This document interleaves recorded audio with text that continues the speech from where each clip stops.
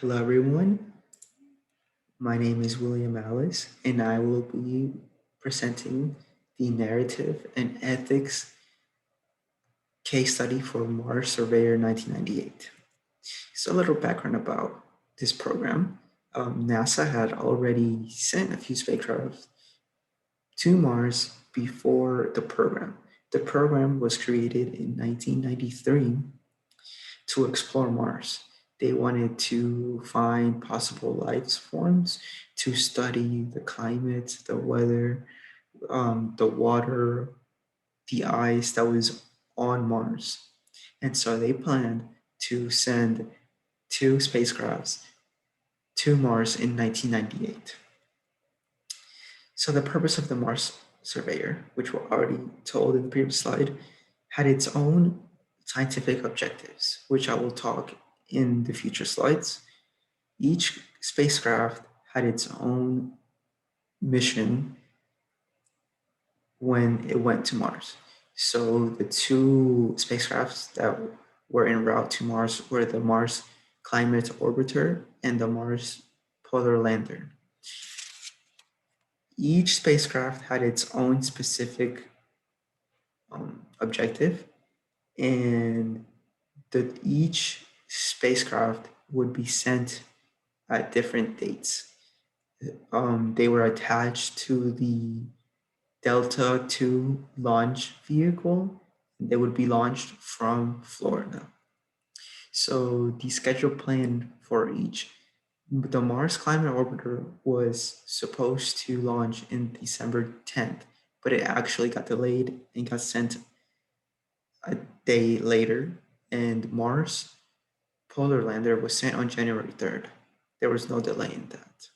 And each spacecraft would have its own scientific instruments for its purpose of the mission. So let's talk about the Mars Climate Orbiter.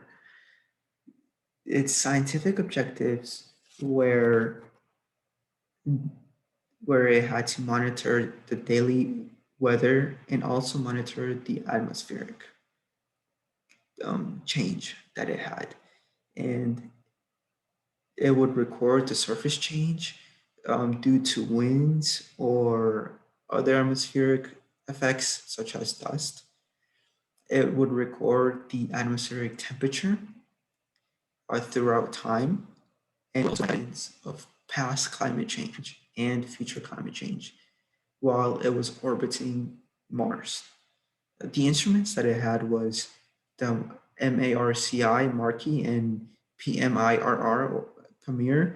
And Marquis was a climate orbiter color imager. So what it would do is that it would take images of the atmospheric weather and also take pictures of the surface. The Pamir, or the pressure modulated infrared radiometer, would measure atmospheric temperature and water vapor abundance. It was also used as a satellite for future missions. So it was going to be a long-term project. Now, this is what the Delta II launch vehicle looked like. At the top, it would have the Mars Climate Orbiter, and this would guide the orbiter to Mars. So it reached Mars in September 23rd, 1999. And when it reached Mars, it was supposed to orbit around Mars at around 140 to 150 kilometers of altitude from the surface. But when it first started to orbit, they had lost contact with the spacecraft and they were not able to regain connection. And so the failure review board investigated what happened and they concluded a navigation error. And their report said that the engineers did not convert from English units to metric units. They were using English units and they did not realize that they had to change it to metric. And so 2 days later, they had declared the mission a loss. The orbiter actually went at an altitude of 57 kilometers instead of its appropriate altitude of 140 to 150 kilometers. And so, since it was so low of an altitude, it got destroyed because of the atmospheric stress and friction from a low altitude.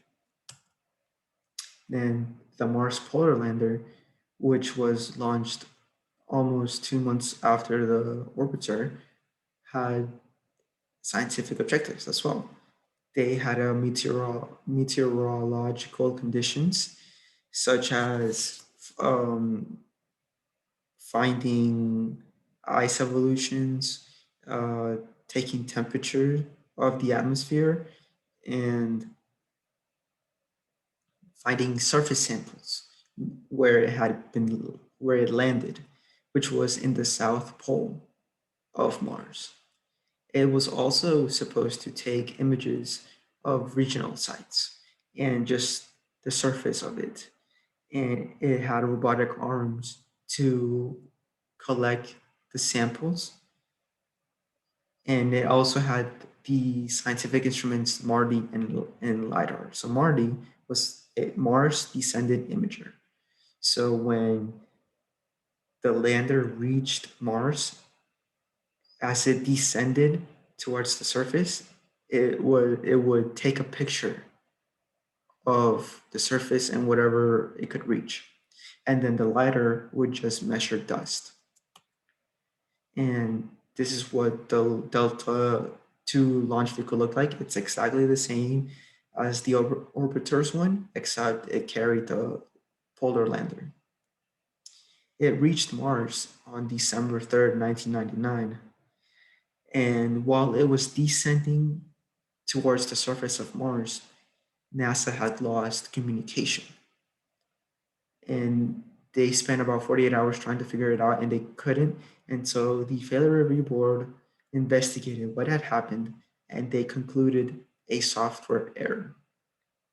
And so that means that they found that while it was descending towards Mars, the software had thought that it had reached the surface because it had engines and thrusters to reduce the acceleration going downwards, and there was so much shaking and rumbling that it thought it reached the surface, so it turned off all of its engines, and because of that the polar lander accelerated downward at an increasing speed that it just got destroyed from the impact. And 2 days later, they declared the mission a failure. The total cost of the mission was about $327.6 million, which included the spacecraft development, the launch cost, and the mission operations. And so I would like to talk about the ethical issues. And I believe they lacked communication as well as they lacked attention. And I will talk about these in the future slides. And they also failed to practice cost analysis and they did not have the correct personnel during the project. So they lacked attention. They overlooked the conversion of English to metric units. The engineers knew that the software was in English units. They had to put the calculations in English units. There was nothing faulty with the software. It's just that the engineers never converted it to metric. It went through multiple people, and none of the engineers caught on to it. It went from an engineering group to another, and they never looked at it, which means that there was a lack of oversight on the project and on the navigation computation. And that just led to a lack of communication. There was a lack of communication between NASA and other parties, as well as the engineering groups. they did not communicate properly. NASA headquarters did not communicate properly with JPL, which was the propulsion laboratory, and Lockheed Martin, which was the ones who created the technology for the program. There was no communication between any groups, and it just led to a miscommunication with the orbiter and the polar landing. They relied way too much on the computers and not enough in their own knowledge. They also did not have the correct personnel. So the personnel that were on the job were not motivated or correctly educated. They did not have the correct criteria, and they still went on with the program. And the engineers at NASA believed that they were underfunded by at least 30%.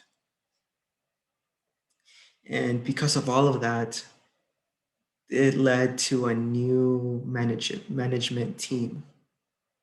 And they did learn something, though. NASA did learn something. They did not blame the third parties because there was nothing faulty between them. It was just a lack of communication and a lack of attention. They did learn to communicate better between each team and each party, and they know that they need the correct staff with the proper criteria, and that they need to have multiple steps and plans just in case a software is faulty. And yeah, thank you.